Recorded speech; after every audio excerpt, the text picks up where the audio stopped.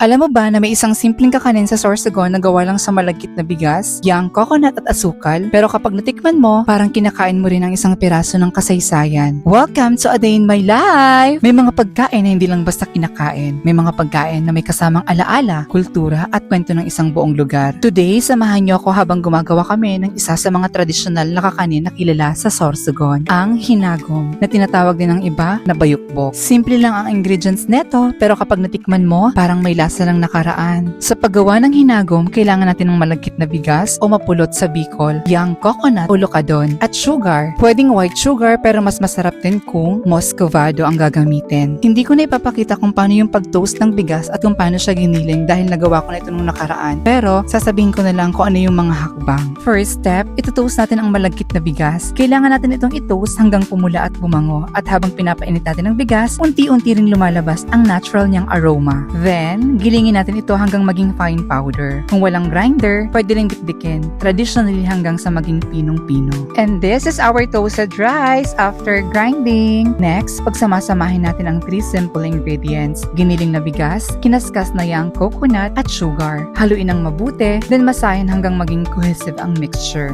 Kapag okay na ang consistency, kumuha ng kaunti at bilugin natin. And there you have it, authentic hinagom. Pero habang ginagawa ko ito, na-realize ko, ang hinagom ay parang buhay. Simple ang ingredients, simple ang proseso. Pero kapag pinagsama-sama, nagiging something meaningful. Parang tayo, minsan iniisip natin na ordinaryo lang tayo. Simple lang ang buhay natin, walang special. Pero remember, you don't need complicated life to create something beautiful. Yung bigas, kailangan mo nang dumaan sa init bago maging mas mabango. And sometimes, ganun din tayo. Kailangan natin dumaan sa challenges, rejection, failures, at struggles bago natin makita kung gaano pala tayo katatag. Yung paggiling naman reminds me that life will sometimes break us into pieces. Pero being broken doesn't mean being useless. Sometimes, God allow us to be broken so He can shape us into something better. At yung tatlong simpleng ingredients, bigas, coconut at sugar, iba-iba sila individually. Pero kapag pinagsama-sama, nagiging isang bagay na may sariling identity. Just like people, hindi natin kailangan maging pare-pareho para magkaroon ng halaga. Our differences can become our strength when we learn how to blend them together. That's why I love making traditional food like hinagom because every bite carries a piece of our roots. Sa panahon ngayon na mabilis ang lahat, sana huwag nating kalimutan